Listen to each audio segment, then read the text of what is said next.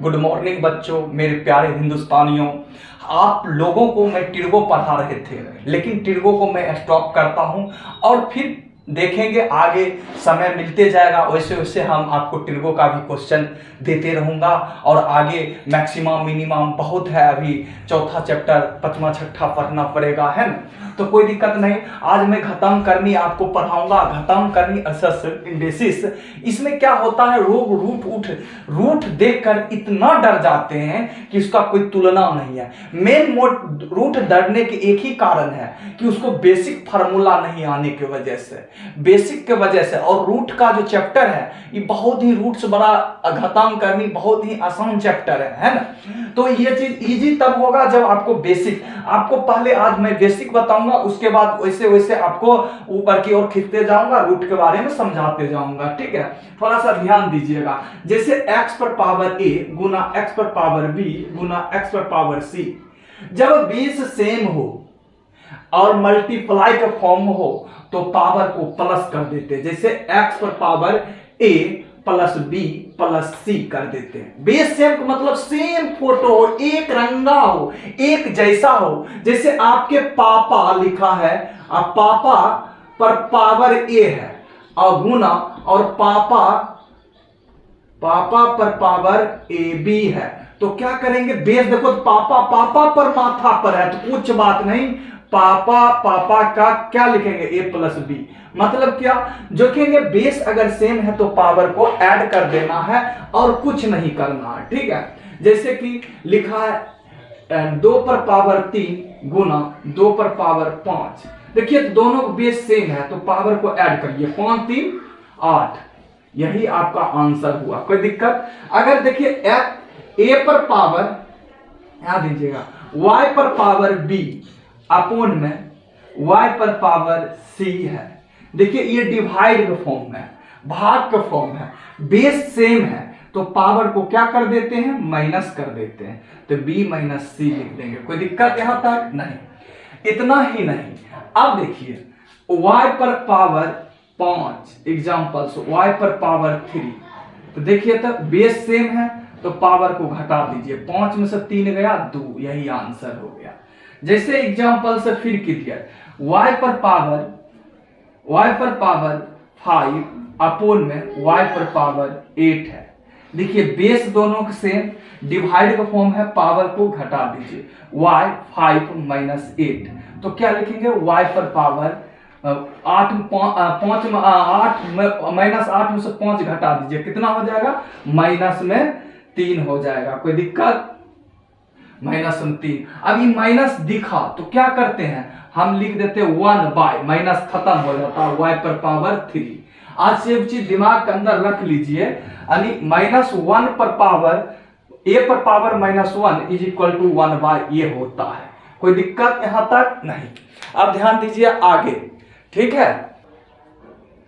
तो अब आपसे पूछा जाए, मान लीजिए x पर पावर a है इज इक्वल टू y पर पावर b है, ठीक है। x पर पावर a और y पर पावर b, तो x बराबर क्या होगा, देखिए ये y है पर पावर ये b है, e पावर आगे आके डिवाइड पावर में हो जाता है। कोई दिक्कत नहीं।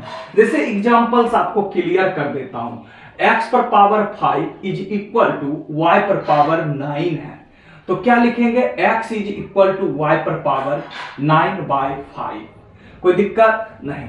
ध्यान दीजिएगा, अगर यही चीज को रूट में रखना है, देखिए ये रूट ले लेंगे, कोई दिक्कत, ये रूट ले लिए और ये रूट y को अंदर में लिख लेंगे, कोई तकलीफ नहीं, बस इसको अंदर में, ये जो नीचा है इसके अंदर लिख लेंगे, और ये b जो ऊपर वाला ऊपर चला जाता है इसके अंदर, कोई दिक्कत नहीं।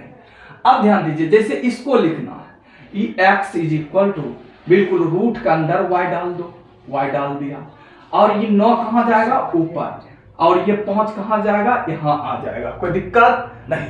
अब ध्यान दीजिएगा, ये छोटी छोटी बात आप लोग को बहुत समस्याएं दायक बन जाएगा, ठीक है। और इसी चीज के लिए हम सोचता हूं आपको समस्या ना बने। अगर ये ऐसे है, इसको आप ऐसे भी लिख सकते हैं, जैसे ये रूट लिए और ये a इसके अंदर गया और ये पूरे को ऐसे करके पावर भी दे सकते हैं, और ये दोनों एक ही है। आप देख लीजिए सरल करके, ठीक है, एक ही है, अलग कुछ नहीं है, आपको समझने में फेर है, ठीक है। अब आगे दिखाता हूं और देखिएगा, ध्यान दीजिएगा यहाँ, ठीक है। जैसे कि देखिए ये रूट अंडर है, इसमें बी है, और इसके बाद रूट अंडर है, इसमें सी है, और इसके अंदर मान लीजिए वाई है, ठीक है। इसको सरल कहेगा करने के लिए, तो कैसे करेंगे, कुछ नहीं करना है, ये अंदर वाला y को बाहर लिख लो, बाहर लिख लिया, और कुछ नहीं, जो नहीं कुछ तो पावर एक ही है, ऊपर पर एक आ गया, एक आ गया, और बी और सी को गुना करके यहां लिख दो, बी सी हो गया, यही आंसर हो गया। नहीं देखिए यहां कीजिए, क्या करना है, एक रूट ले लेना है, कोई दिक्कत, कितना भी रूट लगा दे, कितना भी टोपी पहना दे, उससे डरना नहीं है, सीधा इन दोनों को, सबको जितना भी होगा, बी को सी से गुना करके इसमें लिख लीजिए, और ये वाई, यही आपका इसका आंसर बनकर तैयार हो गया। कोई दिक्कत यहां तक नहीं, ध्यान दीजिएगा यहां से। और आप ये भी जानते हैं x पर पावर 0 बराबर क्या होता है, 1 होता है, कोई दिक्कत नहीं।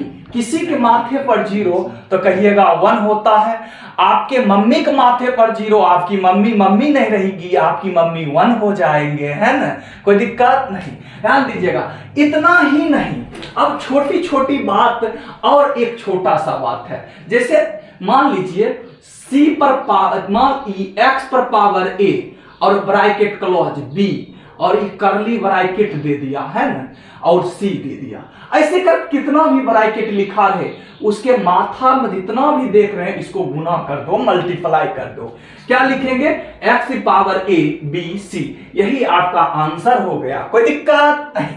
ध्यान दीजिए, जैसे कि x पर पावर 3 पर पावर 2 और ब्रैकेट क्लोज, और इस पर भी 3 लिख दिए, तो कुछ नहीं, 3 दूना 6, 3 2 जा 6, 6 3 जा, पता होता 17 18, कोई दिक्कत, तो x पर पावर 18 लिख देंगे, यही आपका आंसर हो गया। यही सब आपका बेसिक है।